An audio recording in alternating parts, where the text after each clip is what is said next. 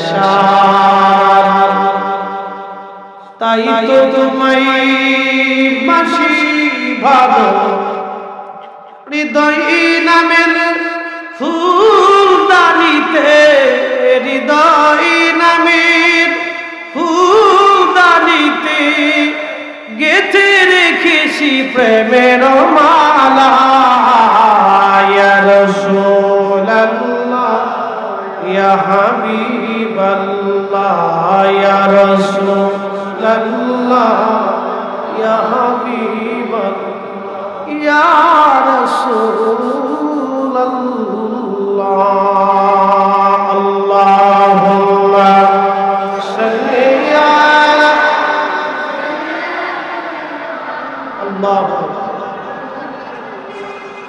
মুহাম্মাদ ওয়া আলা আলি সাইয়্যিদিনা।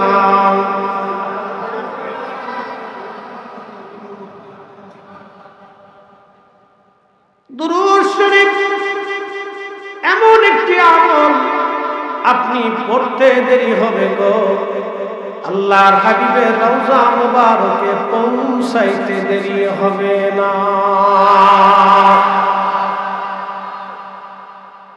প্রিয় নবী বললেন, মান সাল্লা আলাইয়া ফি ইয়াউমিন আলফা মাররা। উম্মত রে, দুনিয়া থেকে যদি জান্নাত দেখে যেতে চাও, তুমি জান্নাতি নাকি জাহান্নামে, জান্নাতের কোন মাকামে তুমি থাকবে, দুনিয়া থেকে যদি তুমি জানতে চাও, বুঝতে চাও, উম্মত তোমাকে একটা আমল দিয়ে গেলাম আমি। প্রত্যেক দিন 1000 বার আমি রাসূলের শানে দুরূদ শরীফ যদি পড়তে পারো, লাম ইয়ামুত, তোমার মরণ হবে না, মৃত্যু হবে না, হাত্তা ইয়ারা মাকআদাহু মিনাল জান্নাহ। দুনিয়ার জগৎ থেকে তুমি খোদার জান্নাত না দেখা পর্যন্ত মরণ হবে না, মরণ হবে না। জমিন কার? একসাথে বলেন কার? আসমান কার? আল্লাহর জমিনে আল্লাহর আইন চলবে। আল্লাহর জমিনে সব সৃষ্টি আল্লাহর আইন মানে। আল্লাহর জমিনে আল্লাহর নবীর দুরূদ এই জমিনেই চলবে, দুরূদ ও সালাম। কথা বলেন ঠিক কিনা?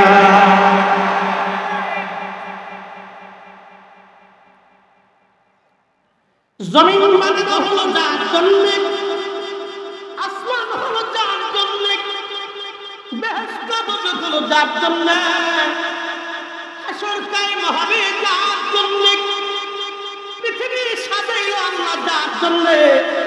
তার দুরূদ সালাম যদি জমিন থেকে বন্ধ হয়, তাহলে মুসলমানের 4 পয়সা জমিনে কোনো প্রয়োজন না।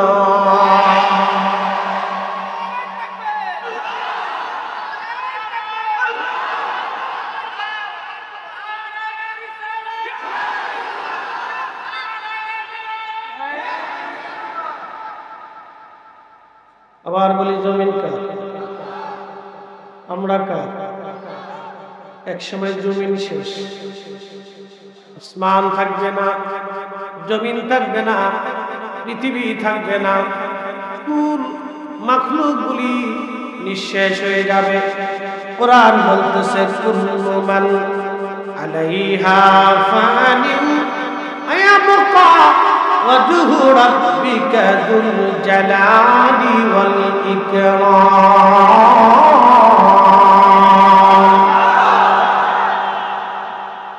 হাবিব উম্মতকে জানিয়ে দেন, এই জমিনে যা আছে, কুল্লু মান আলাইহা ফান, সৃষ্টির মধ্যে যা আছে সব একদিন নিঃশেষ হয়ে যাবে, কিছুই অবশিষ্ট থাকবে না। হুজুর, সব শেষ হয়ে যাবে একদিন। ওয়ায়াবকা ওয়াজহু রাব্বিকা যুল জালালি ওয়াল ইকরাম, শুধুমাত্র আপনার রব এবং আপনার রব ছাড়া আর কিছুই থাকবে না। ও মুসলমান, শুধু আল্লাহ থাকবে আর কেউ নেই। আল্লাহ তখন করবেনটা কি? এই কোরআন তার সমাধান দিয়ে দিল চমৎকার। আল্লাহ বলেন, হুজুর উম্মতকে জানায় দেন, ইন্নাল্লাহা ওয়া মালাইকাতাহু ইউসাল্লুনা আলান নবী, নিশ্চয় আমি মালিক, আমি আল্লাহ এবং আমার তামাম ফেরেশতা মণ্ডলী আমার ওই নবীর উপরে দুরূদ পেশ করতে থাকে এবং থাকবো। ইউসাল্লুনা, দুরূদ পেশ করতে থাকবে এবং আগামীতেও চলবে। একসাথে বলা যাবে আল্লাহু আকবার। মিশকাতুল মুসাবির বাবুল কারামাতের ভিতরে আমাদের আয়েশা থেকে হাদিস এসেছে, আল্লাহ নবী রওজা মুবারকের চারপাশে সূর্য যখন উদয় হয় ৭০,০০০ ফেরেশতা আসমান থেকে নাজিল হয়। সূর্য যখন উদয় হয় ৭০,০০০ ফেরেশতা নাজিল হয়। আল্লাহর হাবিবের রওজা মুবারক গিরি ধরে তারা দাঁড়িয়ে নূরানি পাখাগুলি বিস্তার করে আমার রাসূলের শানে ৭০,০০০ ফেরেশতা একসাথে সমস্বরে আমার নবীর প্রতি দুরূদ ও সালাম পেশ করতে থাকে। একটা সেকেন্ডের জন্য বন্ধ হয় না। একবার জোরে বলবেন কি আল্লাহু আকবার।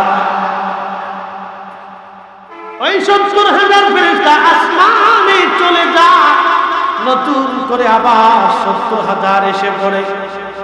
সুবহে সাদিক থেকে সূর্যাস্ত পর্যন্ত ওই ৭০,০০০ ফেরেশতা আবার দাঁড়িয়ে যায়। নূরানি পাখাগুলি বিস্তার করে ওই ফেরেশতারা আমার রাসূলের শানে দুরূদ শরীফ তেলাওয়াত করতে থাকে, সালাতুত তাসলিম পাঠ করতে থাকে। একটা সেকেন্ডের জন্য বন্ধ হয় না। একবার ফেরেশতা যে আসে, দ্বিতীয়বার আর কোনদিন আসার তার সুযোগ হবে না। তামাম সৃষ্টির ফেরেশতাদের মধ্যে একজন ফেরেশতা একবারই আল্লাহ নবীর রওজা মুবারকের পাশে দাঁড়াইতে পারবে, অন্য কারো আর দ্বিতীয়বার ওই ফেরেশতার নসিবে হবে না, হবে না, হবে না। আপনি দুরূদ সালাম যদি নাও পড়েন, আমার আল্লাহ ১,৪০,০০০ ফেরেশতা দিয়া প্রত্যেক দিন আমার নবীর শানে দুরূদ সালাম পেশ করতে থাকে। ইন্নাল্লাহা ওয়া মালাইকাতাহু ইউসাল্লুন, চলতে থাকবে, আগামীতেও চলবে। রানিং চলতেছে, আগামীতেও চলবে। একটা সেকেন্ডের জন্য বন্ধ হবে না। ফেরেশতারা যদি দলবদ্ধভাবে নবীর দুরূদ সালাম করতে থাকে, তাহলে আমরা পড়লে বেদাতের ফতোয়া চলে আসে। অমন বেদাত দেখার টাইম নাই। আল্লাহর জমিনে আল্লাহর নবীর দুরূদ সালাম চলবে। হাত উঁচা করে বলেন ঠিক কিনা? চলবে নি? হ্যাঁ, হাত উঁচা করে বলেন চলবে, চলবে নি, চলবে নি। সব শেষ হয়ে যাবে, কিছু থাকবে না, তখনই চলবে। আল্লাহ বলেন ইউসাল্লুনা আলান নবী কুল্লু মান আলাইহা ফান, সব যখন শেষ আমি একা, তখন আমি আল্লাহ আমার রাসূলের উপরে দুরূদ পেশ করতে। যে সুবহানাল্লাহ বলবেন না, বুঝবো আপনি কৃপণ। একসাথে বলেন সুবহান। তুমি মোদের আশার, তাই তো তোমায় বাসি। বাসের নিয়ম একসাথে বলি, বাসের নিয়ম। তুমি মোদের আশার, তাই তো তোমায় বাসি ভালো। হৃদয় নামের ভূদানিতে, হৃদয় নামের ভূদানিতে গেথে রেখেছি প্রেমের মালা। ইয়া রাসূলুল্লাহ, ইয়া হাবিবাল্লাহ, ইয়া রাসূলুল্লাহ, ইয়া হাবিবাল্লাহ। বিশ্ববিখ্যাত একজন মুহাদ্দিস ছিলেন তার নাম মুহাম্মদ ইবনে সুলাইমান জাজুরি। হযরতে শাহজালাল ইয়ামানি মুজাররিদি যখন কালেমার দাওয়াতে সিলেটে আসলেন, তখন মুহাম্মদ ইবনে সুলাইমান জাজুরি মরক্কোতে কালেমার দাওয়াত দিচ্ছিলেন। বিশ্ববিখ্যাত এই মুহাদ্দিস, ওনার জীবনী দালাইলুল খায়রাতের মুকদ্দমার মধ্যে লেখা হলো, ওনার কবর থেকে ওনাকে ইন্তেকালের 70 বছর পরে কবর থেকে যখন উঠানো হলো কবর স্থানান্তর করার জন্য, ওনার ইন্তেকালের 70 বছর পরে দেখা গেল 70 বছর আগে কবরে যেমনে দাফন করা হয়েছিল তখনও চুল দাড়ি ভ্রূগুলি নষ্ট হয় নাই, তখনও চোখ নষ্ট হয় নাই, হাতের ত্বক নষ্ট হয় নাই, ব্লাড সার্কুলেশন তখনও চলতেছিল, তখনও তার চেহারার লাবণ্যতা নূরানিয়ত ছিল, তখনও ঠোঁট তাজা ছিল, একটু কাপড়ের কাপড় পর্যন্ত মাটি দাগ বসাইতে সাহস করে না। একসাথে জোরে বলবেন আল্লাহু আকবার।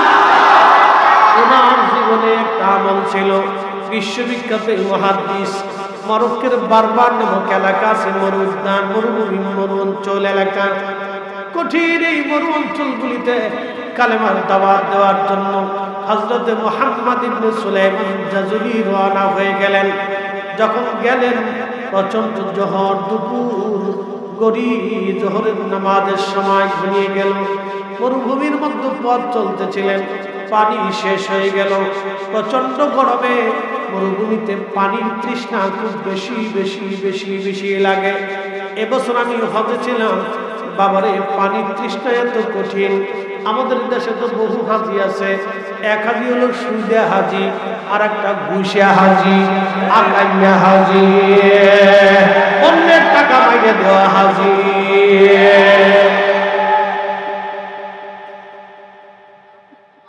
এখানে হজ খুব আরামে হয়, কোলর টাওয়ারে চলে যায়, প্রত্যেক দিন 1 লক্ষ টাকা খরচ, 27 দিনের প্যাকেজ 30 দিনের প্যাকেজে যায়। বুঝতে পারছেন? ঘুষে হাজি, সুদে হাজি। শয়তান হাসে একটা হলে সাজা, তুই তো আমার সিটে বড় সিটে, কথা কর না কেন? ঠিক আছে, এটা আমার সিটে বড় সিটে।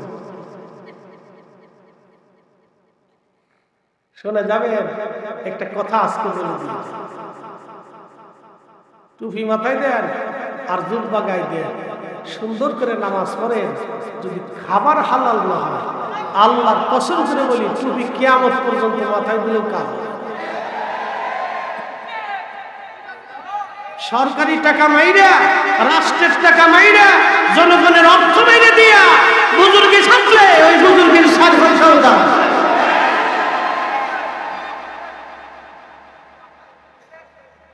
কি কথা কর না কেন? আমি কি ভাব কথা বলছি?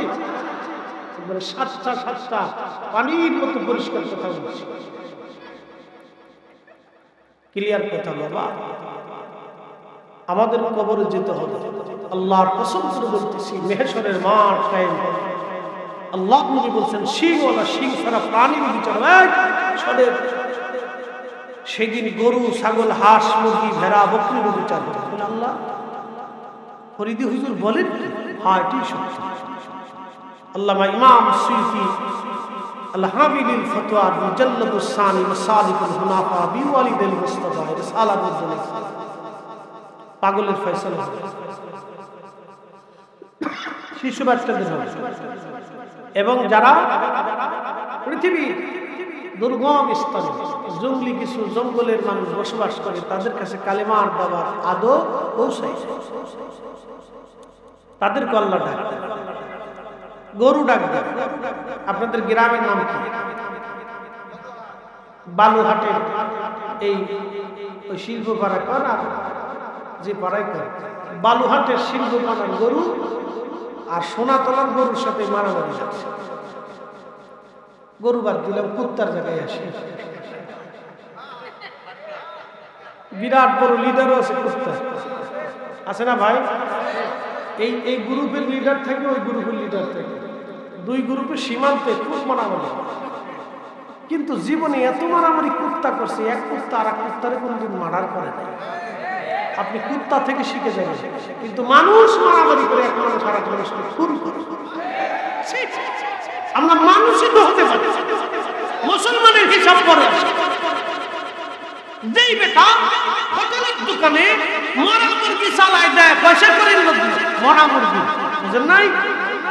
মরা মুরগি শহর থেকে বিভিন্ন জায়গা থেকে ফার্ম থেকে মুরগি আসতে আসতে শীতের ভিতরে কিছু মুরগি মরে যায়। কিছু হোটেলওয়ালারা চিন্তা করে যে 50 টাকা কেজি পাওয়া যাবে, 150 টাকায় লাভ, তোকে দিয়ে দেয়। তোরা মরা মুরগি চালাই দিয়ে মরা মুরগি ফ্রাই করে রান্না করে পাবলিকের খাওয়াই দেয়। যেই বেটা 150 টাকা লাভের জন্য মুসলমানকে মরা মুরগি খাওয়াই দিল, মানুষকে বলেন ও মুসলমান তো ফরেন কথা, মানুষ হয়েছে নিতে কথা কেন কেন মানুষ হয়েছে, ও তো মানুষই, সে তো মানুষই হয়, মুসলমানই হিসাব করে। মুসলমান তাকে বলে আসলামতু লিরাব্বিল আলামিন, যার জীবনের সবকিছু আল্লাহর জন্য হয়, সে হচ্ছে মুসলমান। কথা কোন ঠিক কি না? মুসলমান বসে থাকা যাবে না, না চলে যাবে? যাওয়ার চিন্তা ভাবনা আছে?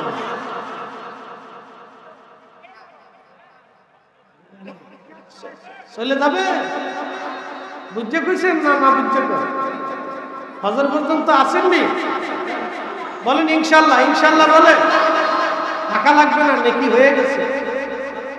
হ্যাঁ হ্যাঁ, একসাথে বলেন সুবহানাল্লাহ, নেকি হয়ে গেছে। বলে কারণ কি? আপনি আখিরি নবীর উম্মত, আপনি শ্রেষ্ঠ নবীর উম্মত, আপনি মাকামে মাহমুদ ওয়ালা নবীর উম্মত, যার সর্বশ্রেষ্ঠ মুক্ত মাকাম আরশে মুআল্লার সামনে সমস্ত সৃষ্টি যখন মাথা নত করে থারথার করে কাঁপতে থাকবে, তখন আমার নবীকে আল্লাহ আরশে মুআল্লার ডান পাশে আসন বরাদ্দ করে দিয়া আল্লাহ মহাসিংহাসনে রাজ মুকুট পরাইয়া দিয়া আমার রাসূলকে আল্লাহ বসায় রেখে দেখাবে। হাসরবাসী দেখ আমার রাসূলের ইজ্জত কত। তোমরা যারা আজকে নবীর ইজ্জত খুঁজে পাও না, হাসরের ময়দানে তাকায় তাকায় দেখবা সেই দিন আমার রাসূলকে আল্লাহ কি পরিমাণে ইজ্জত আর সম্মান করে।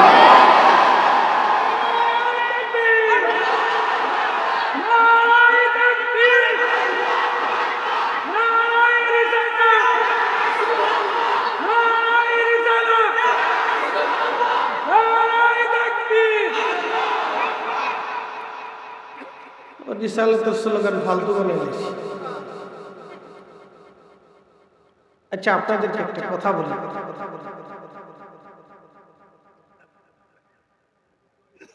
এটা মানেন? কারা কারা মানেন না হাত উঁচা করুন।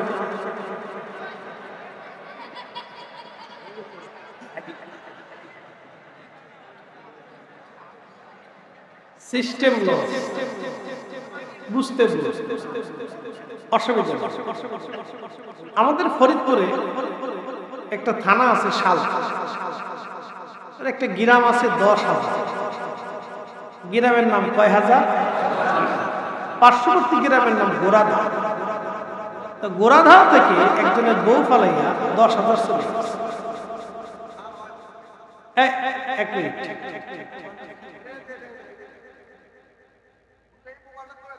আরে কখন রে, যত দূর সব মোবাইলের উপর আছে। আচ্ছা যাই, মনোযোগ। গোরাধা থেকে বউ পালাইছে 10,000। একটা মামলা দিতে যে পুলিশ বলতেছে দারোগা সামনে ছাড় লেখে, গোরাধা থেকে বউ পালাইছে 10,000। দারোগা সাহেব বুঝছে কও না, না বুঝছে স্যার বুঝছেই তো লেখেন, গোরাধা থেকে বউ পালাইছে 10,000। বুঝছে খাওয়া না, না বুঝছে স্যার বুঝছে করতেছি। লেখেন গোরাধা থেকে বউ পালাইছে 10,000।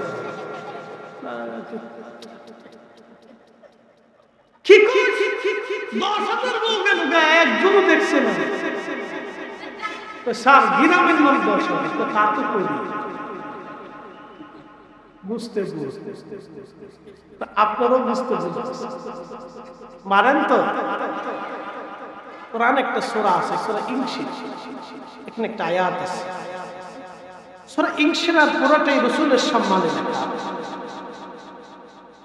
ألم نشرح لك صدرك ووضعنا عنك وزرك الذي أنقض ظهرك ورفعنا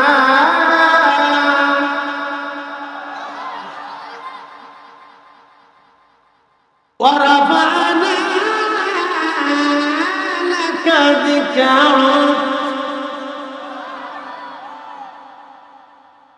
ورفعنا لك ذكرك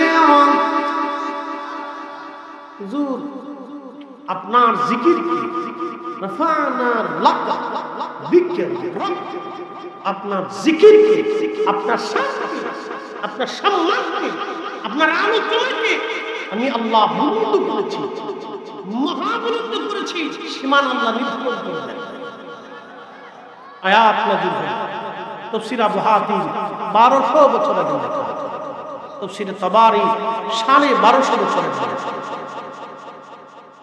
দুইজন বিশ্ববিখ্যাত মুফাসসির কিতাবের মধ্যে লেখেন জিবরাইল আমিন আল্লাহর নবীর খিদমতে এসে বলে হুজুর আপনি কি জানেন এই আয়াতের মর্ম কি? প্রিয় নবী বলেন আল্লাহু আ'লাম আল্লাহই ভালো জানেন।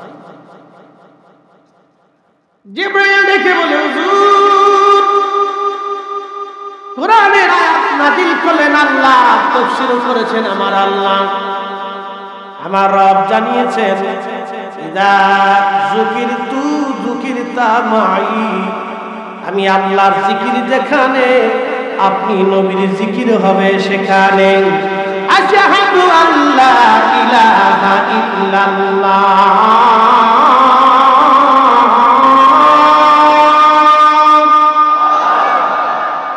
আশহাদু আন্না মুহাম্মাদার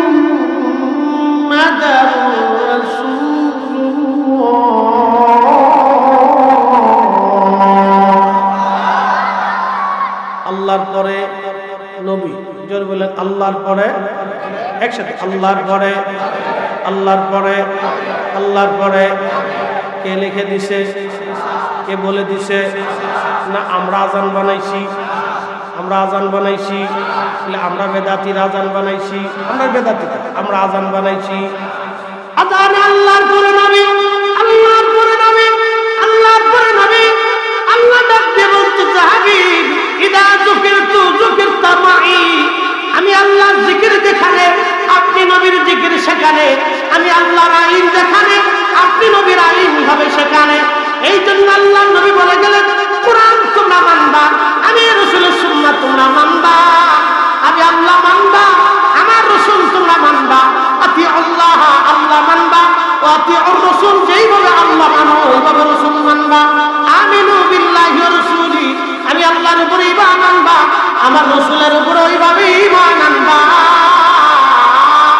আল্লাহর শান যেখানে নবীর শান হবে সেখানে, আল্লাহর জিকির যেখানে নবীর দুরূদ হবে সেখানে, আল্লাহর আলোচনা যেখানে আমার রাসূলের প্রশংসা হবে সেখানে। এই জন্য জমিন আল্লাহর, স্লোগান হবে আল্লাহ, আল্লাহর স্লোগানের পরেই আমার নবীর স্লোগান চলবে। কথা বলেন ঠিক কিনা?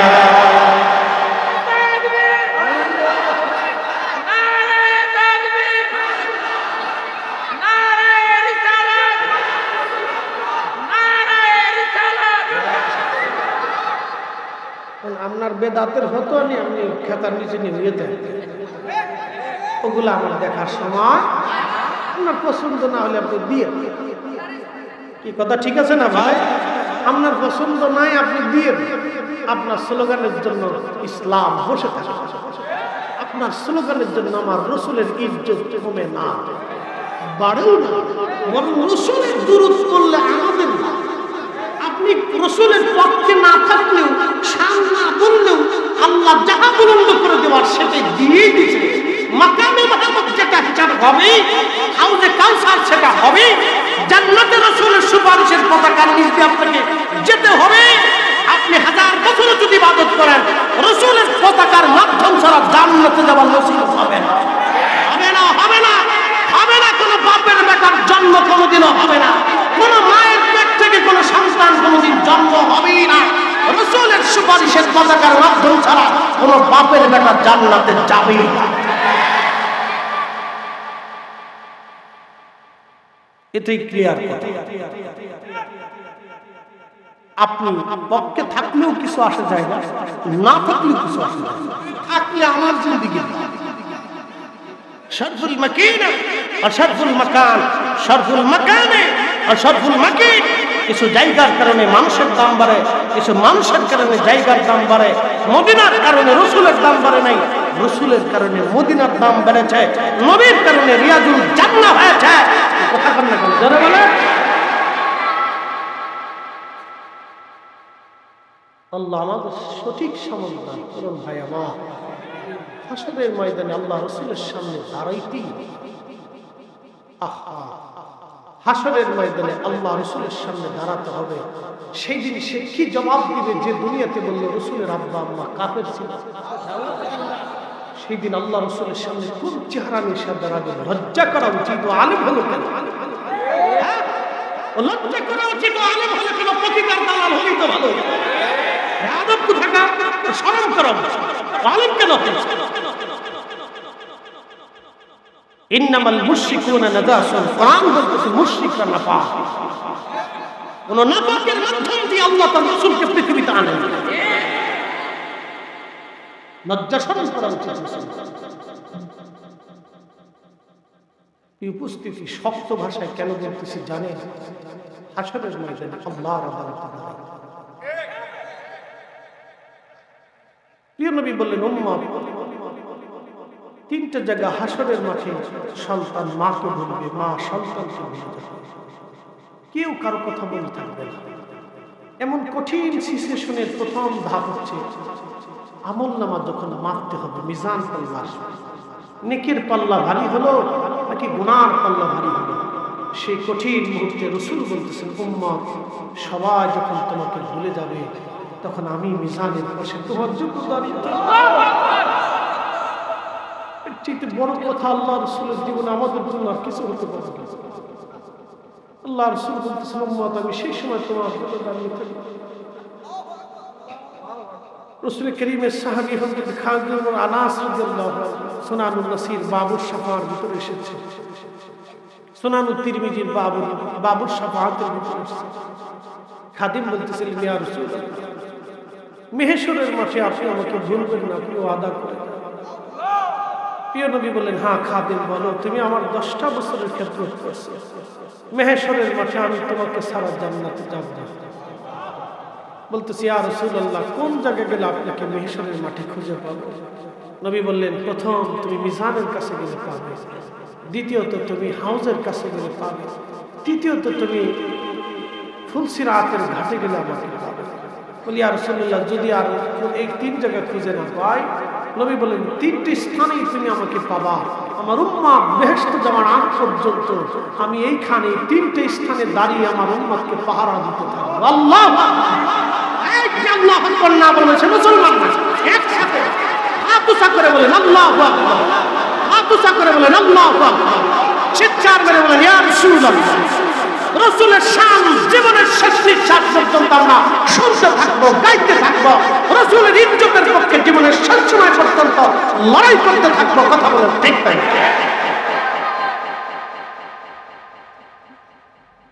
আল্লাহ আমাদের ঈমানকে মজবুত করে দিবেন।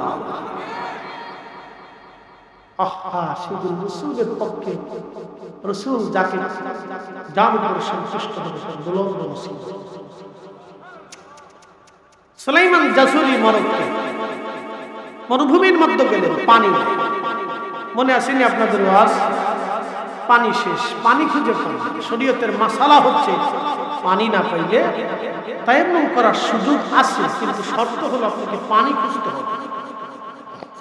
পানি খুঁজতে হবে। সুলাইমান জাসুরি পানির আশায় সারা অঞ্চল ঘুরে ঘুরে ঘুরে ঘুরে কোথাও খুঁজে পান না, পানি নাই, পানি নাই রে, পানি নাই। লক্ষ্য করলেন মরুভূমির এক পাশে একটা জঙ্গল দেখা যায়। চিন্তা হলো, জঙ্গল যেহেতু আছে, গাছ আছে, পানিও আছে, কারণ গাছ পানি ছাড়া বাঁচতে পারে না। গাছ যেহেতু আছে, পাখিও আছে, পাখিরা পানি ছাড়া বাঁচবে না। অবশ্যই ওইখানে কোনো পানির উৎস আছে।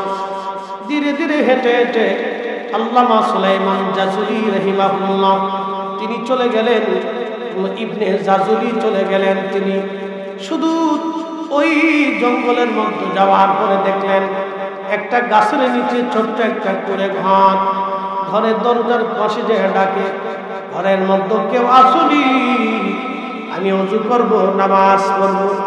ঘরের মধ্যে কেউ আসুনি, আমি ওযু করব, নামাজ পড়ব। ঘরের মধ্যে কেউ আসুনি, পানির প্রয়োজন। কোনো সারা শব্দ না পেয়ে সুলাইমান জাজুলি লক্ষ্য করলেন কুয়া দেখা যায়। কুয়ার পাশে এসে দেখলেন পানি আছে বটে, কিন্তু দরিয়ার কোনো মশক নাই। কিভাবে পানি উঠাবে চিন্তায় পড়ে গেলেন মুহাম্মদ ইবনে সুলাইমান জাজুলি।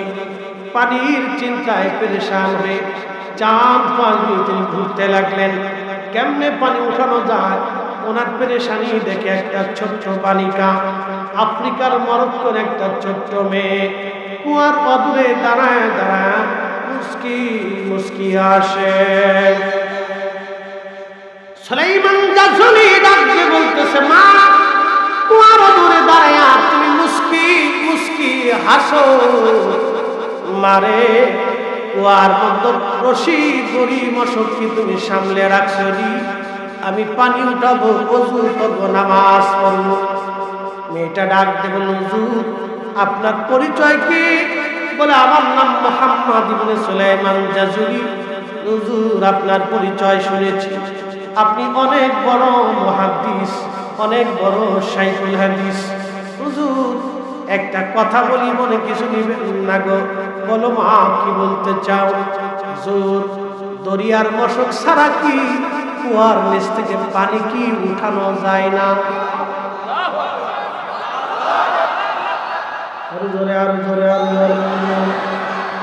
তেলের গাড়ি তেলে চলে,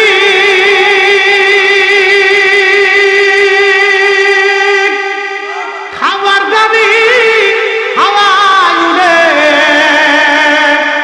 বিনা তেলে চালায় গাড়ি নবী সুলাইমান। আমরা সেই মুসলমান।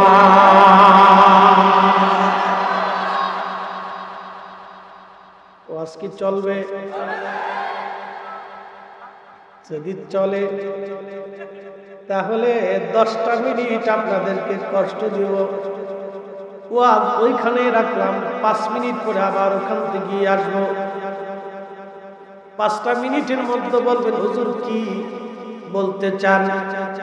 একটা গাছ থেকে 50 বছর আম দেয় কে? একটা মাছের ডিম থেকে হাজার হাজার ডিম মাছ দেয় কে? 2 কেজি ধান ছিটাইলে 25 মণ ধান দেয় কে? বন্ধু খুব মনোযোগ দিবেন। এ আল্লাহ কোরআনে বলে দিলেন, আল্লাহ কোরআনে তার পবিত্র জবানে আল্লাহ বলেন, ওয়া আনফিকু মিম্মা রাযাকনাকুম মিন ক্বাবলি আইয়াতিয়া আহাদাকুমুল মাউত। ও বান্দা, তোমাকে তো রিজিক দিলাম, তোমার জীবনে যা যা প্রয়োজন ছিল আমি সব দিয়েছি। আমার বান্দারে, তোমারই রিজিক দেওয়া, আমি আল্লাহর দেওয়া রিজিক থেকে তুমি কিছু অংশ রিজিক আমি আল্লাহ রাস্তায় ব্যয় করো। তোমার মৌত মরণ মরণ মরণ আসার আগে একদিন মাটির ভিতরে হবে ঘরে। মন আমার কেন বান্ধ দালাল ঘর। ও মুসলমান, বগুড়াবাসী খুব মনোযোগ দিবেন। আল্লাহ বললেন, বান্দা যদি তুমি দাও, 1 নম্বর 70 গুণ বাড়াবো, 2 নম্বর নিরাপত্তা দিব। অ্যাক্সিডেন্ট, বালা, রোগ, অপমৃত্যু, দুর্ঘটনা এইগুলি থেকে আমি আল্লাহ তোমাকে বাঁচিয়ে দিব। সন্তান বাঁচাবো, স্ত্রী বাঁচাবো, রিজিকের বুড়াই থেকে আমি আল্লাহ তোমাকে মুক্ত করব, ঋণ থেকে তোমাকে মুক্ত করব। ও বান্দা, যদি তুমি দাও দুনিয়াতে তোমাকে দেব, বান্দা যদি তুমি দাও তোমাকে দেব। আচ্ছা বলেন তো, আল্লাহর একটা কথা ওয়াদা কি কখনো বরখেলাপ হবে? আল্লাহ বলেন ইন্নাকা লা তুখলিফুল মিয়াদ, আমি ওয়াদা যেটা করি অবশ্যই দেই। ওয়াদা করলে আমার তার কোনো খেলাপ হবে না। পৃথিবীর সবার ওয়াদার খেলাপ হয়। মা সন্তানকে দিতে চাইলেও অনেক সময় দেয় না, বাবা দিতে চাইলেও কিন্তু দিল না। বাবা মার ওয়াদা সন্তানের জন্য পরিবর্তন হতে পারে। লা তাবদীলা কালিমাতিল্লাহ, কোরআন বলতেছে আমি আল্লাহ, আমার কোনো ওয়াদার খেলাপ হবে না, আমার কালামের কোনো পরিবর্তন হবে না। যদি দাও তাহলে দুনিয়াতেও পাবা, হাসরেও পাবা। আর যদি না দাও তাহলে কিয়ামতের ময়দানে মানুষ গোশত চামড়াগুলি কামড়ি কামড়ি টেনে টেনে ছিঁড়ে ফেলবে আর বলবে ফায়াকুল রব্বি, ও আমার রব, লাউলা আখারতানি ইলা আজালিন করিব, আমাদেরকে আবার দুনিয়াতে পাঠান। ও মালিক, আবার দুনিয়াতে পাঠান, আবার দুনিয়াতে পাঠান। ফাআসাদদাকা, বেশি বেশি করে সদকা দিব। ও আকুম মিনাস সলিহিন, সলিহিনদের অন্তর্ভুক্ত হয়ে যাব। আল্লাহ বললেন বান্দা আর আসার কোনো সুযোগ নাই। সনাতন ধর্মের বিশ্বাসী যারা তারা বলেন আবার আসিব ফিরে ধানসিঁড়িটির তীরে নবান্নে বাংলায়, হয়তো শালিকের বেশে। কবি জীবনানন্দ দাশ নিজের কবিতার ছন্দে তার ধর্মের ভাষা এবং বিশ্বাসকে ফুটিয়ে তুললে বললেন আমি আবার বাংলায় ফিরে আসবো, হাঁস হয়ে, শঙ্খচিল হয়ে, কবুতর পাখি হয়ে, কুত্তা বিলাই, ছাগল গরু হাড় দুম্বা ভেড়া হয়ে। কিন্তু না না, ইসলাম বলে দিল বান্দা আর কোনো সুযোগ তোমার নাই। একবার চলে গেলে আল্লাহর দরজায় তুমি চলে যাবা। সুম্মা তুরাদ্দুনা ইলা আলিমিল গায়বি ওয়াশ শাহাদা, আল্লাহর দরবারে চলে গেলে ফিরে আসার আর কোনো সুযোগ নাই, আর সুযোগ নাই, আর সুযোগ নাই। আমরা অবশ্যই রবের দরবারে চলে যাব। ও বগুড়াবাসী, ওয়াজ আমি রেখেছিলাম, মেয়েটা হুজুরকে বলতেছিল হুজুর কুয়ার ভিতর থেকে কি পানি উঠানো যায় না? হুজুর বলল মা রে, কি করে কুয়ার নিচ থেকে দরিয়ার বসক ছাড়া পানি উঠাইব? ছোট্ট মেয়েটি ডাক দেয় বলল হুজুর আপনি দাঁড়ান, আমি পানি উঠাই দিছি দরিয়া বসক ছাড়া। একসাথে বলা যাবে কি আল্লাহু আকবার? হাজিরিন, মূল ওয়াজে ফিরে যাব, কিন্তু 5টা মিনিট আমার ছোট ভাইগুলি আপনাদের সামনে যাবে। মা কবরে চলে গেল। বন্ধুরে, মা যদি দুনিয়াতে থাকতো মাকে কিছু পয়সা করে দিতেন ভালো। ও মা বোনেরা, আপনারা শোনেন, খালি ফুসকা সরপুরি খেয়ে বেড়ান। নাম দিছে বিসমিল্লাহ সরপুরি হাউস। কত যে ফুসকা আর সরপুরি খাইতে পারে আল্লাহ। ছাগলে যেমনে খায় খালি এমনি খায়।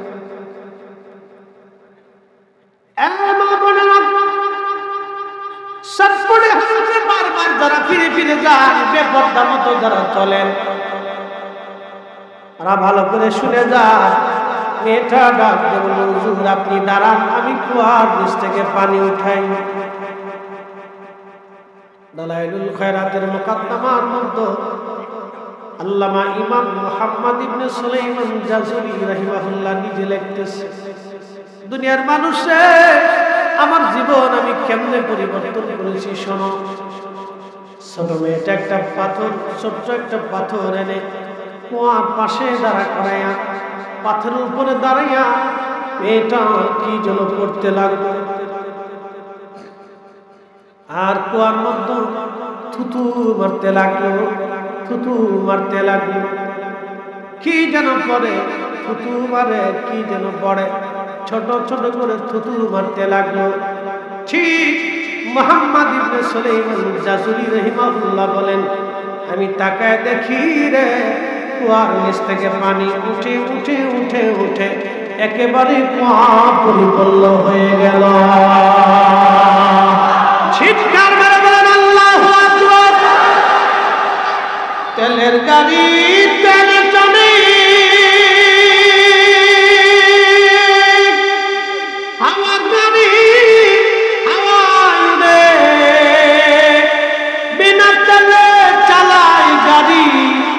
নবী সুলাইমান আমরা সেই মুসলমান, আমরা সেই মুসলমান।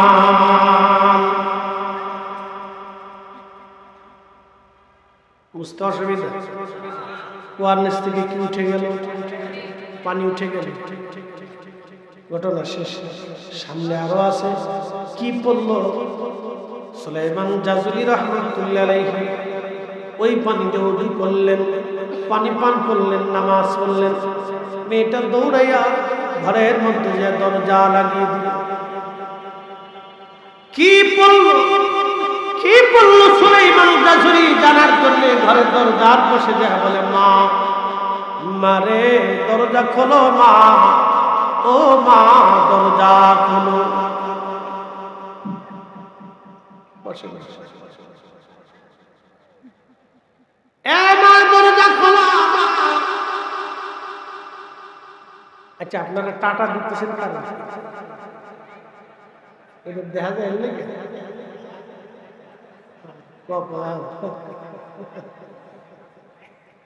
বিপ্লব ভাই দিচ্ছে 10,000 টাকা। একসাথে বলে না মারহাবা, আল্লাহ কবুল করুন বলে না। উনি 10,000 টাকা পাঠান, 10,000। আল্লাহ তার খেদমত কবুল করতে বলেন। বাবা দুনিয়াতে নেই, আল্লাহ তার বাবার কবর থেকে বেহেশতের বাগান।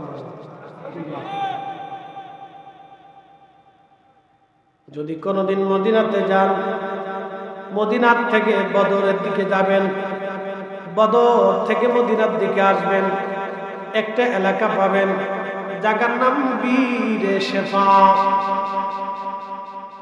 এই বীরে শেফা নামক একটা কুয়া আছে। এই কুয়ার পাশে একটা ছোট্ট মসজিদ আছে। 70 জন নবী এই কুয়ার পানি পান করেছে, 70 জন নবী মসজিদে নামাজ পড়েছে। আসতে হয়ে গেল না? জোরে বলে। 70 জন নবী কুয়ার পানি পান করেছে, 70 জন নবী এই মসজিদে নামাজ পড়েছে। মনোযোগ দেন। নবীজি বদর থেকে ফিরে আসার সময় বীরে শেফাতে গেলেন, তাবু গাড়লেন, কিন্তু কুয়ার ভিতরে কোনো পানি নেই। সাহাবীরা এসে বলল, ইয়া রাসূলুল্লাহ, কুয়ার মধ্যে কোনো পানি নাই। নবী গো, কি করবো আমরা এখন? যে কুয়ার পানির আশায় আমরা তাবু গাড়লাম, পানি নাই। প্রিয় নবী বললেন, সাহাবীরা রে, তোমরা দাঁড়া, অপেক্ষা করো, আমি কুয়ার পাশে যাইতেছি। প্রিয় নবী কুয়ার পাশে আসলেন। বীরে শেফার মধ্যে নবীজি থুতু নিক্ষেপ করলেন। থুতু নিক্ষেপ করার পরে দেখা গেল কুয়ার নিচ থেকে শুকনা কুয়া জিন্দা হয়ে পানি উঠে উঠে উঠে উঠে একেবারে কুয়া পানিতে টইটুম্বুর হয়ে পরিপূর্ণ হয়ে গেল।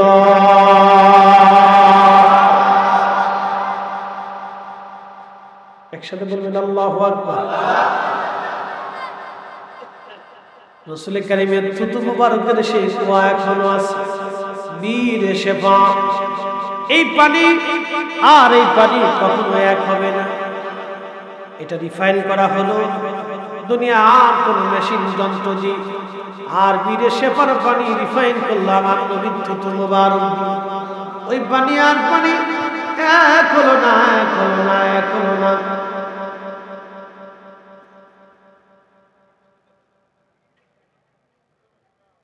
আরে খোদা রে। আচ্ছা শোনো, জালা না না, ঘরে গেলে বউ কয় কি ওয়াজ করছে, কি তার করবো, মেডিকেল পক্ষে করে আসি। সাবধান, বিরুদ্ধে করে না, তাহলে রান্না বান্না হইতো না। 12 নম্বর সিগন্যাল দিয়ে রাখছি। এগুলো আমি শুনলা করতে ইউটিউবে শুনছি তোমার ওয়াজ, হনতে হনতে দেই তুমি মেডিকেল বিরুদ্ধে পাও। আমি বললাম না, আর কত, তোমরা খুব ভালো, খালি ফুচকা খেয়ে গেল, আর কি দেখো। খুব মনোযোগ দিন বগুড়াবাসী।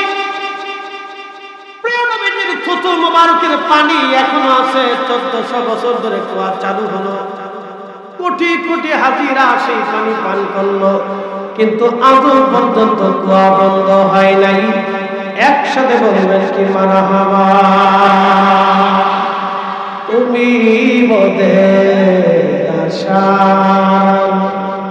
তাই তো তোমায় বাসি ভালো, তুমি মোদের আশা, তাই তো তোমায় বাসি ভালো। হৃদয় নামের ফুলদানিতে, হৃদয় নামের ফুলদানিতে গেঁথে রেখেছি প্রেমের মালা। ইয়া রাসূলুল্লাহ, ইয়া হাবিবাল্লাহ, ইয়া রাসূলুল্লাহ, ইয়া হাবিবাল্লাহ। আগামী বছর মাহফিলটা কি বন্ধ হবে? একসাথে বলেন, জোরে বলেন, জোরে বলেন, জোরে বলেন। চলবে নি? চলবে নি? রাজি আছেন নি? রাজি আছে? তাহলে হাত উঁচা করে দেখান তো, চলবে নি? চলবে।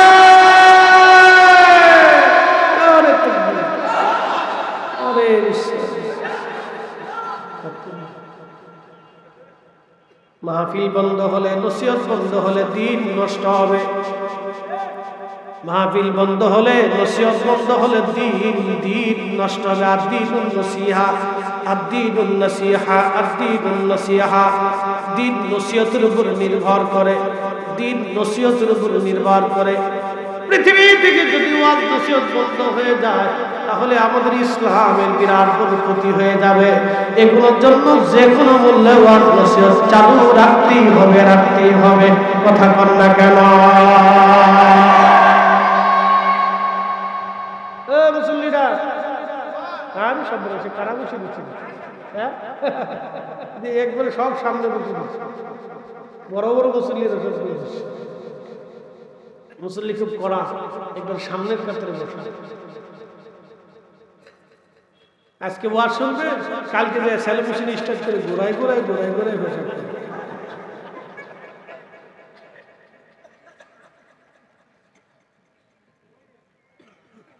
আল্লাহ।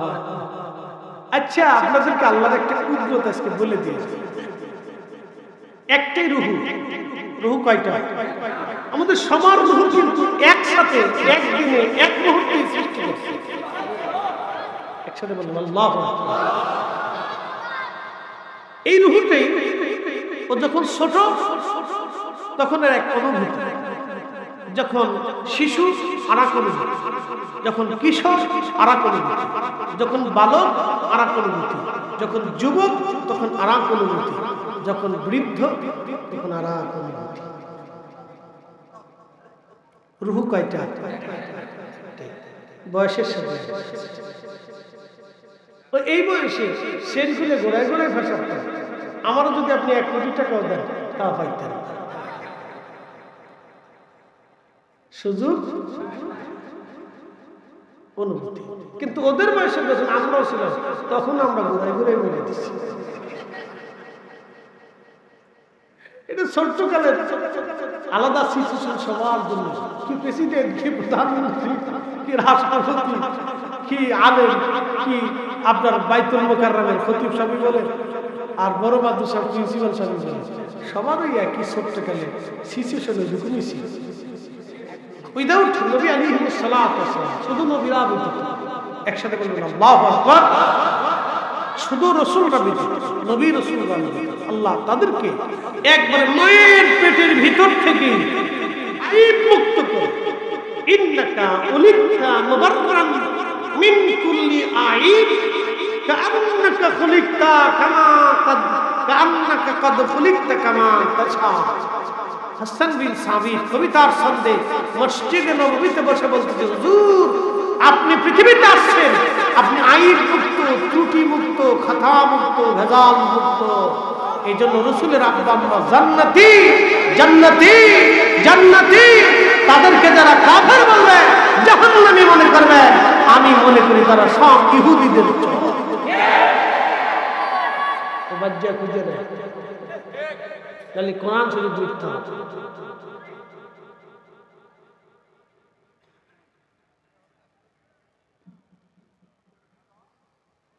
একটা বদ আকীদা বাংলাদেশের ভিতরে নিয়ে আসছে, যে দেশের মুসলমান কল্পনাও করে। ধিক্কার! কোথা থেকে এগুলো আমদানি করছে আল্লাহ জানে। হাসতে হাসতে মুসলমান জাহান্নামে চলে যায়।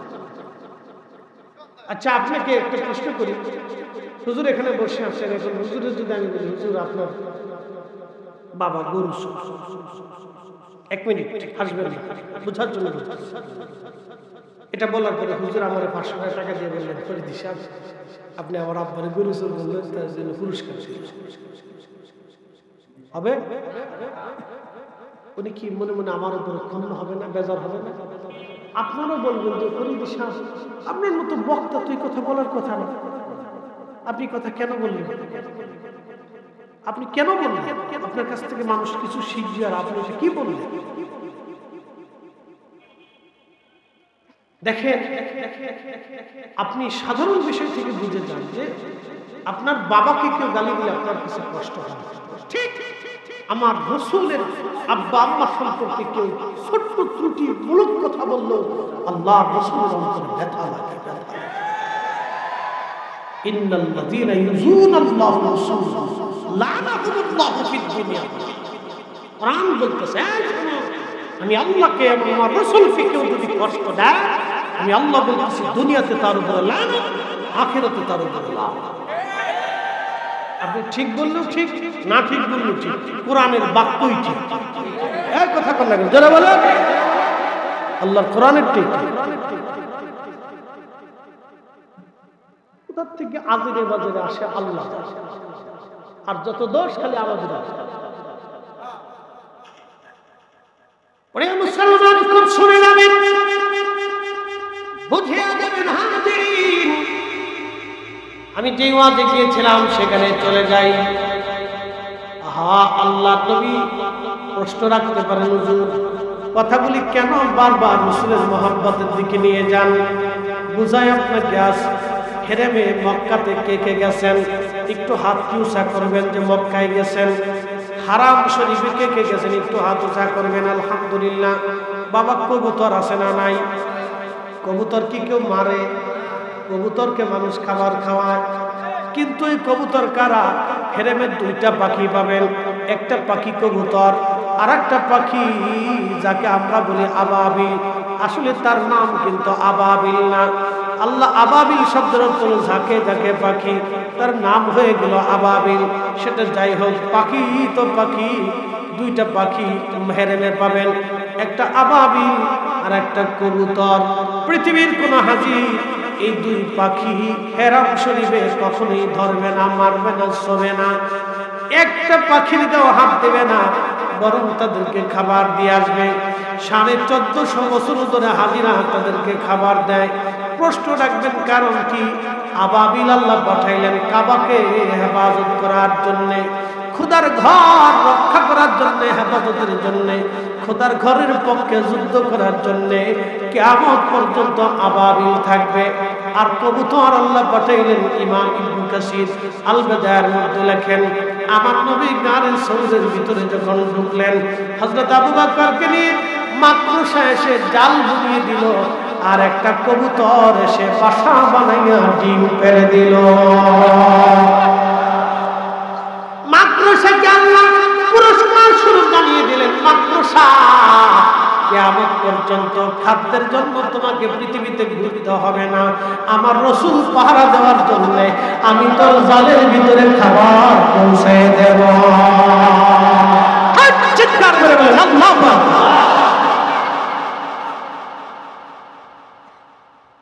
সাইয়্যিদুল ইব্রাহিম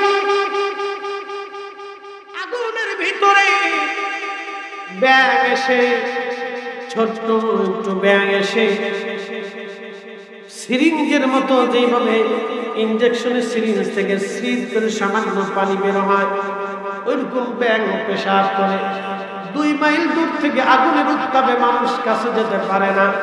ব্যাঙ পেশাব সারে। আল্লাহ ডাক দিলেন, ব্যাঙ পেশাব সারো কেন? আল্লাহ তো সবই জানে। বলে, রাব্বি পেশাব সেরে ইব্রাহিমের আগুন নিভাইতিস। আল্লাহ বললেন, ব্যাঙ রে তোমার এই সামান্য পেশাবে কি আগুন নিভবে নি? ব্যাং বলে রাব্বি আমি জানি আগুন নেভবে না, কিন্তু কিয়ামতের ময়দানে কোটি কোটি মাখলুকের ভিড়ে যখন তুমি আমাকে বলবা ব্যাং তোর কি ভূমিকা ছিল আমার খলিলকে আগুন থেকে বাঁচানোর জন্য, আমি ব্যাং সেই দিন বলবো রাব্বি আমি আমার সামান্য পেশাব ছেড়ে তোমার খলিলের আগুন নেভানোর চেষ্টা করেছি। আল্লাহ জানাই দিলেন ব্যাং রে তোর পেশাব আমি পাক করে দিলাম, তোর পেশাব তুমি আমার নামাজি ব্যক্তির গায়ে লাগলো, তুই মসজিদে পেশাব করলো খুদার ঘর মসজিদ না পাক হবে না। চিৎকার করে করে বলেন আল্লাহু আকবার। আর ব্যাং যেমন ইব্রাহিমের পক্ষে থাকার কারণে ব্যাঙের সম্মান বেড়ে গেল, মাত্র সামনে রাসূল পাহারা দেওয়ার কোন ইজ্জত বেড়ে গেল। কবুতরকে আল্লাহ ডাক দিলেন কবুতর তুই সারা জীবন হেরেমে থাকবি, কোটি কোটি কোটি কোটি বছর হেরেম যদি থাকে হাজার হাজার কোটি কোটি হাজির আসে তোদের খাবার দিয়ে যাবে, একটা হাজু তোদের কসম সেরবে না, তোদের তাড়াবে না, তোদের খেদমত করে যাবে। আমার রাসূল পাহারা দেওয়ার জন্য আজকে কোটি কোটি হাজিরা এই কবুতরের খেদমত করে কবুতরকে খাবার খাওয়ায় আসে, একটা কবুতর হেরেমের ভিতরে কেউ তাড়াবে না, ওরা পায়খানা পেশাব করে কবুতরে পায়খানা করে বাথরুম করে হেরেমের ভিতরে, তারপর সবাই পরিষ্কার করবে, একটা কবুতর হারাম থেকে তাড়ানো হবে না, হবে না, হবে না। একবার জোরে বলা যাবে কে মারহাবা। আমার রাসূল পাহারা দেওয়ার জন্য মাদ্রাসা কবুতর ইব্রাহিম খলিলুল্লাহর পক্ষে থাকার জন্য ব্যাঙের কপাল যদি খুলে যায় তাহলে আমরাও ও সুন্নি মুসলমান শুনে যাবে না আপনারা রাসূলের পক্ষে থাকার জন্য কিয়ামতের ময়দানে আল্লাহ আলাদা সম্মান আপনাদেরকে দেবে। এই কথা বলেন ঠিক কি না? গিরগিটি চিনে নিয়েছে, পাইলে কি করবে? বাটাম চালা, লাঠি চালানো, ওরে পাইলি কাইতের মতো হিডাবে, আপনার যতদূর পৌঁছার শক্তি থাকে খালি হিডাইতে থাকে। বলে কারণ কি? ইবনে মাজার ভিতরে সেই বুখারীতে আসছে, নবীজি বললেন তোমরা গিরগিটি দেখার সাথে ভিতরে, কারণ এই গিরগিটি ইব্রাহিম আলাইহিস সালামের আগুনের দিকে ফু মারছিল, ফু দিচ্ছিল। আল্লাহ ডাক দিয়ে বলতেছে গিরগিটি কি করো? বলে রাব্বি ফু মারতেছি। বলে কারণ কি? বলে ইব্রাহিমের আগুন যত জ্বলে। গিরগিটির ভুয়ে কি আগুন জ্বলবে? তারপরেও গিরগিটি ইব্রাহিম আলাইহিস সালামের বিরুদ্ধে যাওয়ার কারণে রাসূল বললেন সে মিল্লাতের পিতার আগুন জ্বালানোর জন্য চেষ্টা করেছে। এ আমার উম্মত যতদিন পর্যন্ত বেঁচে থাকবে পৃথিবীর কোন প্রাণী না মানলেও এই গিরগিটি পাইলেই পিটাইবা, পাইলেই পিটাবা, পিটালেই নাকি পিটালেই সওয়াব। আল্লাহু আকবার। আপনারা কি আল্লাহ রাসূলের পক্ষে? হ্যাঁ একসাথে বলেন পক্ষে নি পক্ষে, আতুসা করে বলেন পক্ষে, কোরআনের পক্ষে, আল্লাহর দ্বীনের পক্ষে, এই মাহফিলের পক্ষে। এই মাহফিল বন্ধ করতে আপনি সব গিরগিটি পিটাইয়া বাটাম সালাম মেরে দিন। হ্যাঁ আতুসা করে বলেন ঠিক কিনা? ঠিক কিনা?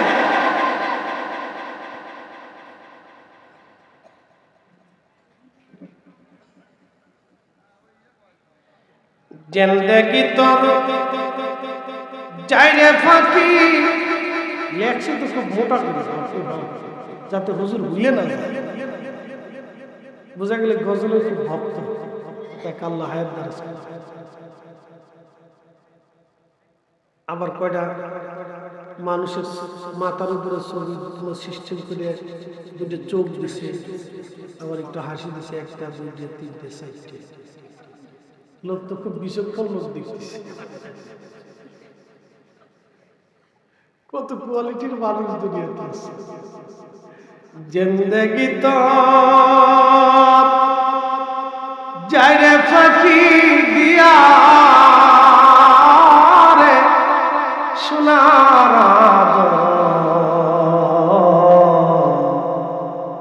জিন্দেগি তো যায় ফাঁকি দিয়া। ও আদামারে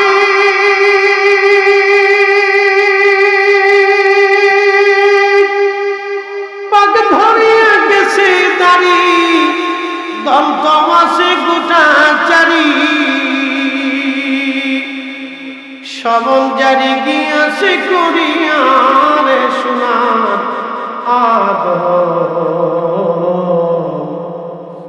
জিন্দেগি তো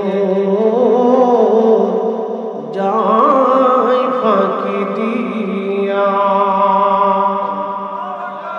জিন্দেগি তো যায় রে ফাঁকি দিয়া রে সোনার আদম, জিন্দেগি তো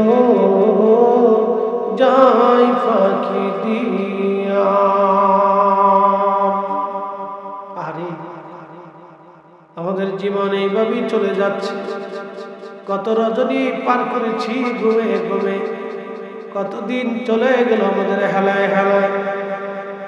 খুবই যৎসামান্য খোদার ইবাদতে কাটিয়েছি হে মানব, জিন্দেগি এইভাবে তিলে তিলে ফাঁকি দিয়ে চলে গেল। ও আদম রে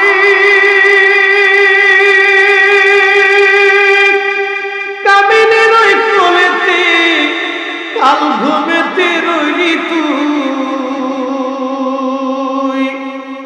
সারা নিশি কাটাইলি তুই ঘুমাইয়া ঘুমাইয়া রে সোনার আদম, জিন্দেগি তোর যায় ফাঁকি দিয়া, জিন্দেগি তোর যায় রে ফাঁকি দিয়া রে সোনার আদম, জিন্দেগি তোর যায় ফাঁকি দিয়া। বন্ধু, উহুদের দিকে আপনি তাকাবেন, কথাটা বলি মূল আলোচনায় চলে যাব। উহুদ যদি কোনদিন মদিনাতে যান, উহুদে যাবেন। নবী বলতেন উহুদ আমাকে ভালোবাসে, আমি রাসূল উহুদকে ভালোবাসি। আলা বাবি মিন আবওয়াবিল জান্নাহ, উহুদ হলো জান্নাতের একটা পাহাড়। ও বন্ধু, বগুড়াবাসী, সোনাতলাবাসী, মনোযোগ দিয়ে শুনে যাবেন। আহা, আমি উহুদে গেলাম এবছর হজে, শেষ মদিনা থেকে বিদায় নিব, আর শেষ রাতের আগে রাত্রিবেলা বারবার মন চাচ্ছিল আমি রাত্রিবেলা একটু উহুদে যাব। দিনে তো বহুবার গেছি, উহুদে গেলাম রাত্রিবেলা। আমরা 4-5 জন আলেম একসঙ্গে ছিলাম। বন্ধু, বাস্তবতা থেকে বলতেছি, আল্লাহর নবী যেখানে দন্ত মুবারক শহীদ হয়েছিল ওইখানে এখন একটা ছোট্ট মসজিদ করে রাখা হয়েছে। ওখান থেকে নবীজিকে ধরে নিয়ে ফেরেশতা জিবরাইল এবং আবু বকর ওমর সহ কয়েকজন সাহাবী ওই উহুদ পাহাড়ের সেই ফাঁকা জায়গা, যেখানে ফাঁকা জায়গা, ফাঁকা ফাঁকা ফাঁকা, আহা, ওইখানে নিয়ে যাওয়া হলো। তার ভিতরে নিতে নিতে কয়েকজন সাহাবী শহীদ হয়ে গেল। রসুলকে বাঁচাইতে যাইয়া কয়েকজন সাহাবী শহীদ হল। নবীজিকে ওইখানে নিয়ে যাওয়া হলো। আমি চিন্তা করলাম, বহু জায়গা তো গেছি, উহুদের ওইখানে রাত্রিবেলা একটু বসবো। রসুল এখানে বিশ্রাম করেছিলেন, এর পাশে একটু বসে আমি দোয়া করব। কসম খোদার, যে রবের হাতে আমার জীবন, যে রবের হাতে আমার মরণ, ওই মালিকের কসম করে বলতেছি, আমরা কয়েকজন আলেম যখন ওইখানে উঠছি রাত্রিবেলা দেখি বাতাস দিয়ে ভেসে ভেসে আল্লাহর জান্নাতের ঘ্রাণ আসতেছে।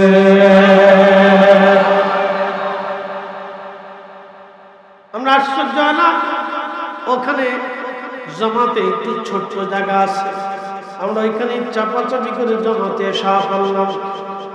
এশার নামাজ পড়ার পরে ওইখানেই আমরা নফল পড়লাম, দোয়া করলাম, মিলাদ শরীফ পড়লাম, দোয়া করলাম। যত সময় বসে আছি বাতাসে মৃদু মৃদু বাতাসে বাতাসে গান ভেসে ভেসে আসতেছিল। চিন্তা করলাম ব্যাপার কি, ঘ্রাণ এত কেন? কিন্তু ভিতরে ঢোকার কোনো সুযোগ নেই। সরকার সিমেন্ট দিয়ে গেঁথে দিয়েছে যাতে ভিতরে মানুষ ফাঁকার মধ্যে যেতে না পারে, কিন্তু জানালার মতো ছোট্ট করে একটু কাটা আছে, মাথা ঢুকিয়ে ভিতরে দেখা যায়। আমি চিন্তা করলাম আমরা দেখি মাথা ঢুকিয়ে পাহাড়ের পাদদেশে কোন রকম ওই হাত দিয়ে মাথা ঢুকায় লক্ষ্য করলাম আল্লাহর হাবিব 1400 বছর আগে যেখানে বিশ্রাম করেছিলেন ওইখান থেকে এত পরিমাণে ঘ্রাণ আসতেছিল। পৃথিবীর কোন আতরে আপনি ঘ্রাণ পাবেন না, শুধু একটা জায়গায় ঘ্রাণ পাবেন, সেটা বাইতুল আকসাতে, যেখানে আল্লাহর নবীর সেই পবিত্র পাথর, যেই পাথরে নবীজি কদম মোবারক রেখে আল্লাহর হাবিব বোরাকের পিঠের উপরে সওয়ার হয়েছিলেন, সেই পাথর থেকে এখনো 1400 বছর পরে নবীজির পায়ের ছাপ সেই পাথরের মধ্যে বাইতুল আকসাতে আছে। এখনো সেই পাথর থেকে 1450 বছর পরেও আল্লাহর বেহেশতের ঘ্রাণ, ওই পাথরে যে ঘ্রাণ, উহুদের ফাঁকা জায়গায় সে একই রকম ঘ্রাণ। দুই ঘ্রাণের মধ্যে কোনো তফাৎ নাই। একবার জোরে বলা যাবে আল্লাহু আকবার। আমার নবীর মুজিজা আছে না নাই? একসাথে জোরে বলেন আছে। কিয়ামত পর্যন্ত থাকবে, হ্যাঁ থাকবে, হ্যাঁ থাকবে। পৃথিবীর সব নবীর মুজিজা শেষ, আমার রাসূলের বাস্তব মুজিজা কিয়ামত পর্যন্ত পৃথিবীতে থেকে যাবে। মানুষ দেখতে থাকবে যে রাত সত্য, রাসূল সত্য, নবীর জিন্দেগি সত্য। আমাদের বুলন্দ নসিব যে আমরা এই নবীর উম্মত হতে পেরেছি। কথা বলে ঠিক কিনা? আলোচনার ইতির দিকে চলে এসেছি, খুব মনোযোগ দিয়ে। সেই মেয়েটা ঘরের ভিতরে দরজা আবেদন করে। সুলাইমান জাজুলি রাহিমাহুল্লাহ বারে বারে বারে বারে টোকা দিচ্ছে, ও মা দরজা খোলো গো মা, দরজা খোলো। মেয়েটা বলল হুজুর চলে যান, দরজা খোলা যাবে না। বলে মা রে, যে কালাম পড়ে তুমি কুয়ার মধ্যে থুতু ফেলেছ, কুয়ার ভিতর থেকে পানি উঠে আসলো মা, ওই কালামের সাহিব যিনি, আমি তার দোহাই দিচ্ছি, মেহেরবানি করে দরজা খুলে একটা বার মা আমার সাথে কথা বলো। মেয়েটা দরজা খুলে বলল হুজুর আপনি এমন একজনের দোহাই দিয়েছেন, দরজা না খুলি পারলাম না। হুজুর বলেন আপনি কি বলতে চান? মেয়েটাকে আল্লাহর ওলি বললেন, মারে তুমি কোন কালাম পড়লা, কি পরে কুয়ার মধ্যে থুতু মারলা, কুয়ার ভিতর থেকে পানি উঠলো? ও মা ওই কালামটা কি? মেয়েটা ডাক দেবলো হুজুর ওই কালামটা হলো আমার নবীর দুরূদ শরীফ।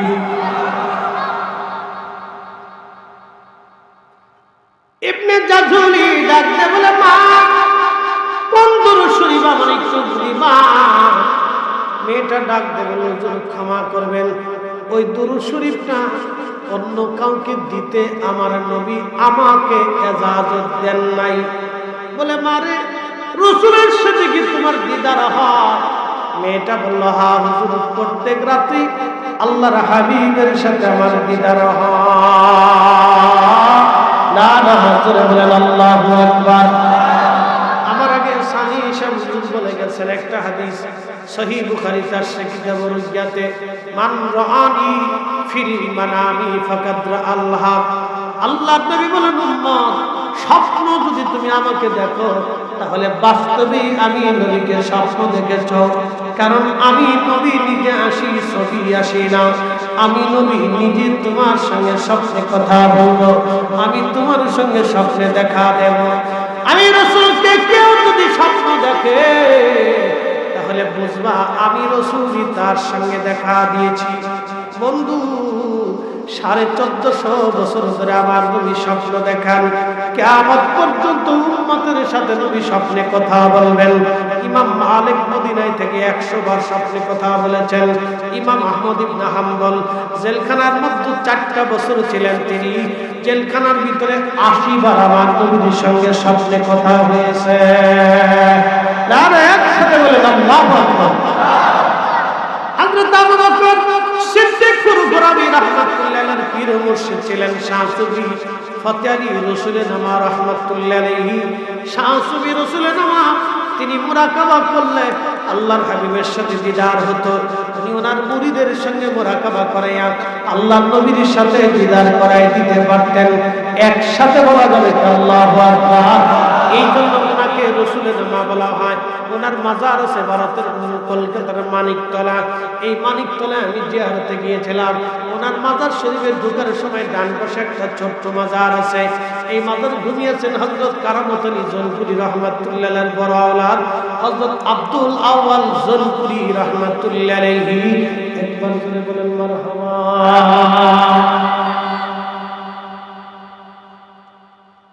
কষ্ট হচ্ছে আপনাদের? এবার কি উঠেন টুটেন না? কারণটা কি জান ঠান্ডা? আমি তো ভাবতেছি চলে গেলে আমি বেঁচে নেই, আর চলে যাবে। মুসল্লি তো খুব কড়া দেখতেছি। হ্যাঁ, আজান দিব? কোন উত্তর আজান?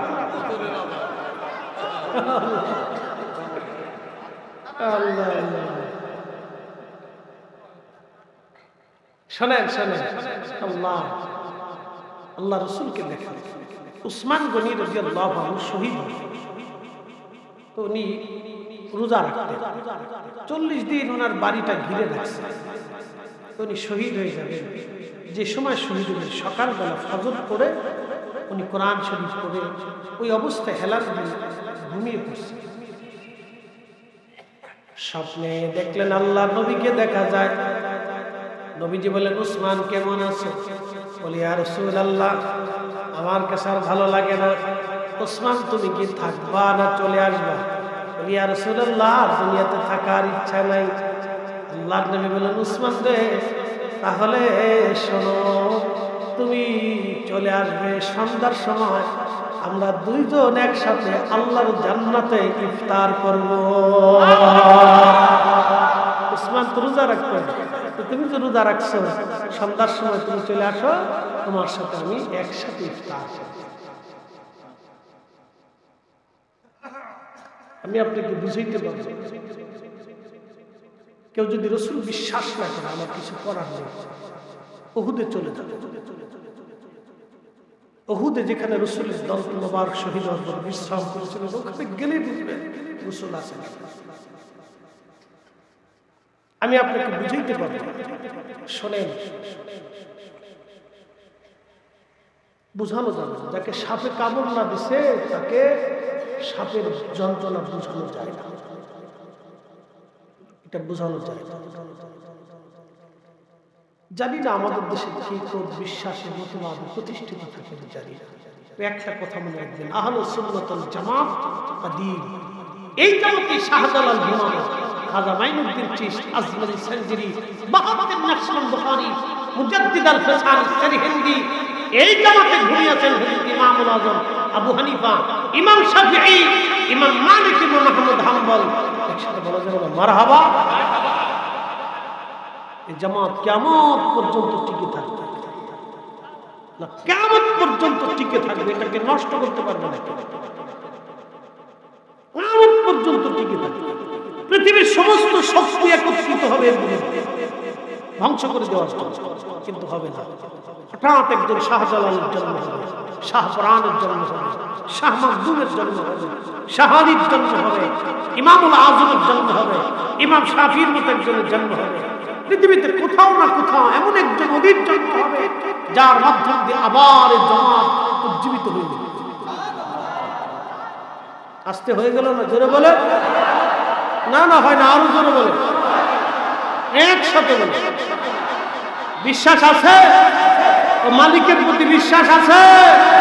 আল্লাহ নবী বলছেন, আমার এই হকের জামাত কিয়ামত পর্যন্ত টিকে থাকবে।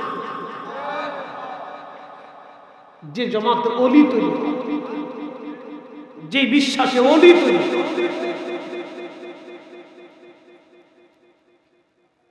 তো মনোযোগ দেন।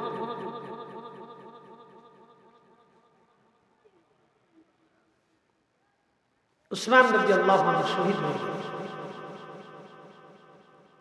স্বপ্ন দেখার পরে তুমি স্ত্রীকে বলতেছি, বিবি রে, আমার সময় শেষ, আমি আজকে শহীদ হয়ে যাব, তুমি আমাকে পানি দাও, গোসল করো। বলতেছে, স্বামী কি বলেন? বলে, হ্যাঁ, আল্লাহ রসুলের সাথে আমার স্বপ্নে দেখা হয়েছে, রসুল বলেছেন জান্নাতে একসাথে রসুলের সাথে ইফতার হবে। ঠিকই তাই, উনি কোরআন শরীফ পড়তেছিলেন। হযরত ইমাম হাসান এসে বললেন, আমিরুল মুমিনিন, আপনি আব্বাজান আমাকে পাঠিয়েছেন শিয়াদের সাথে আমাকে চরম বন্দিতা। শিয়ারা হযরতে খারিজিরা হযরতে আলী রাদিয়াল্লাহু আনহুকে দোষারোপ করেছে। হযরত আলী রাদিয়াল্লাহু আনহু হাসানকে পাঠিয়ে বললেন, যাও জিজ্ঞেস করো, আমিরুল মুমিনিন যদি নিরাপত্তা চায় তাহলে সর্বশক্তি দিয়ে আমরা তাকে নিরাপত্তা দেব, কারণ আমিরুল মুমিনিনের হুকুম ব্যতীত আমরা কোনো সিদ্ধান্ত নিতে পারি না। উসমান বিন নুরাইন বলেন, হাসান, তোমার আব্বাকে সালাম দিবে, আমার জন্য আল্লাহ যেটা বরাদ্দ করেছে তুমি কি জানো না? তোমার আব্বা কি জানে না? রসুল বলেছেন আমি শহীদ হব। একসাথে বলবেন আল্লাহু আকবার। রসুল আমাকে শহীদের ঘোষণা দিয়েছে, জানে না? পৃথিবীর সমস্ত নিরাপত্তা থেকে হলেও আমি শহীদ হয়ে যাব। অতএব আমি চাই না আমার কারণে তার রক্তপাত ঘটুক, তোমার আব্বাকে সালাম দিও, আমি এইভাবেই শাহাদাত নিতে চাই। তিনি কোরআন শরীফ পড়তেছিলেন, বিদ্রোহীরা এসে ওনার সামনে থেকে কোরআনকে লাথি মেরে ফেলে, কোরআনকে লাথি মেরে ফেলে দিয়ে হযরত উসমানের শরীরে আঘাত করতে লাগলো তলোয়ার। ওনার স্ত্রী এসে আঘাত বাঁচানোর জন্য হাত পেতে দিলেন, হাত কেটে গেলেন। উসমান রাদিয়াল্লাহু আনহুর রক্ত কোরআনে লেগে গেল। সেই কোরআন এখনো আছে, রক্ত মাখা অবস্থা। উনি শহীদ হয়ে গেলেন। আল্লাহ নবী সাথে বলেছেন, আসো জান্নাতে একসাথে তোমার সাথে ইফতার, একসাথে চলে আসো। রাসূল বলছেন, মান রাআনি ফিল মানামি ফাকাদ রাআল হক, স্বপ্ন যদি দেখো আমাকে তা বাস্তবেই দেখছো, আমি রাসূলই আসি। এর অর্থ হচ্ছে কিয়ামত পর্যন্ত উম্মতের মাঝে রাসূল আসবে, স্বপ্নে আসবে, আধ্যাত্মিকভাবে আসবে, আপনার চোখ নেই আপনি দেখেন, আপনার দিল নেই আপনি দেখেন না, আপনার সে আমল নেই আপনি দেখেন, আপনার নাই তো কিছু, তো দেখবেন কিছু। প্রিয় উপস্থিতি, আল্লাহ আমাদেরকে হকের উপরে প্রতিষ্ঠিত রাখুন। জোরে বলেন আমিন, একসাথে বলেন আমিন। মা, তোমার সাথে কি রাসূলের দিদার হয়? বলে তুমি কার কাছ থেকে শিখছো? বলে আমি মার কাছ থেকে শিখছি। একসাথে বলেন না মারহাবা। কার কাছ থেকে? মা। মা, আজকে একটা থিম চিন্তা দিয়ে আমার দিকে তাকান। আমাদের নারীরা গর্ভবতী হয় না? আমাদের মায়েরা গর্ভবতী। তো বাচ্চা যখন পেটে আসে অন্তঃসত্ত্বা, তখন ডাক্তার পরামর্শ দেয় আপনি ভালো খাবেন, পুষ্টিজনিত খাবার খাবেন। আর আল্লাহ রসুল বললেন তোমরা খেজুর খাওয়াবে, তোমরা গর্ভবতী নারীদেরকে খেজুর খাওয়াবে।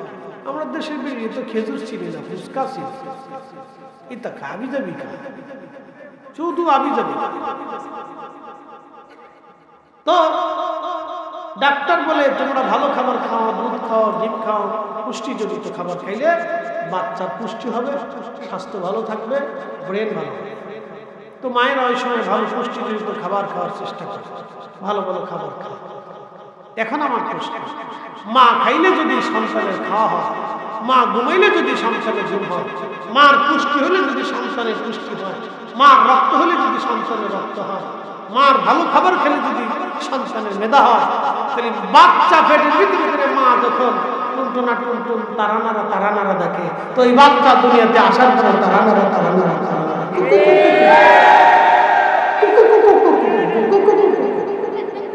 দেখেন না, বিয়ে হওয়ার সময় সারা রাত কি বুঝে কি শুনে আল্লাহ বুঝে। শয়তানে খালি লাগে লাগে।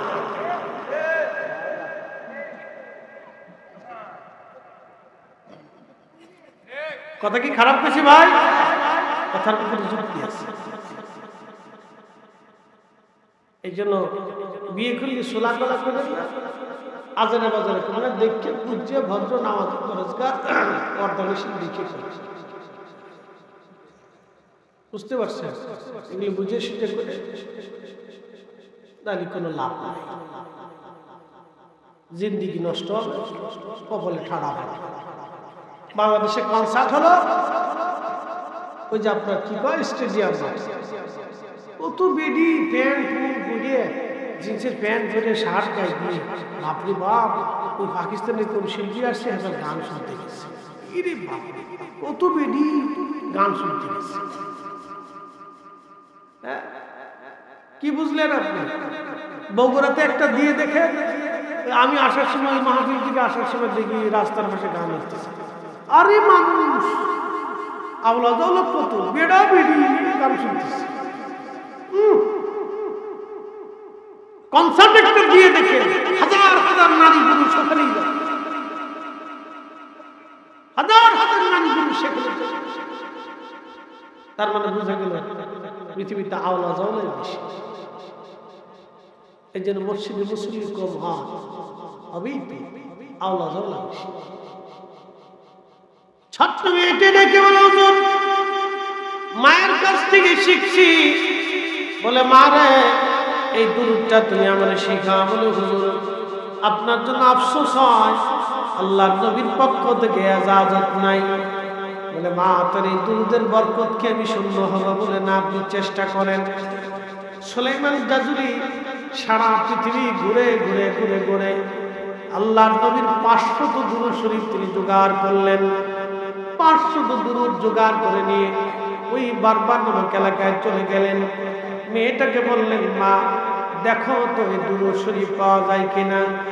আমি সারা পৃথিবী ঘুরে 500 দুরূদ জোগাড় করেছি, এই দুরূদের মধ্যে এই দুরূদ শরীফটা আছে কিনা। মেয়েটা বলল, হ্যাঁ হুজুর এই 500 দুরূদের মধ্যে আমাকে আল্লাহর নবী যে দুরূদ শরীফ দিয়েছেন সেটা আছে। তাহলে মা নিজ থেকে একটু দাগিয়ে দাও যদি বলতে না পারো। বলে হুজুর ইজাজত নাই। বলে মা রে এই দুরূদের বরকত থেকে জ্ঞান মাহরুম হব। মেয়েটি বলল, হুজুর না, প্রত্যেক দিনই 500 বার করে আপনি পড়তে থাকবেন, প্রত্যেক দিন আপনি একবার করে আপনাদের রিসালা খতম করবেন, তাহলেই ওই দুরূদের বরকত আপনি পেয়ে যাবেন। আল্লাহর ওলি মুহাম্মদ ইবনে সুলাইমান জাজরি প্রত্যেক দিন ওই দুরূদ পড়তেন। আল্লাহু আকবার, দুরূদের এত আশিক হয়ে গেলেন। ওনার ইন্তেকাল হওয়ার পরে 70 বছর পরে ওনার কবর থেকে উঠানোর পরে 70 বছর আগে জান্নাতে দাফন করা হয়েছিল, 70 বছর পরে ওইভাবেই পাওয়া গেছে। একটা চুল কাপড়ের কাপড় এবং দেহ সামান্য পরিমাণে নষ্ট হয় নাই। 70 বছর পরও কবর থেকে সুঘ্রাণ আসতেছিল। একবার জোরে বলা যাবে কি মারহাবা। তেলের গাড়ি তেলে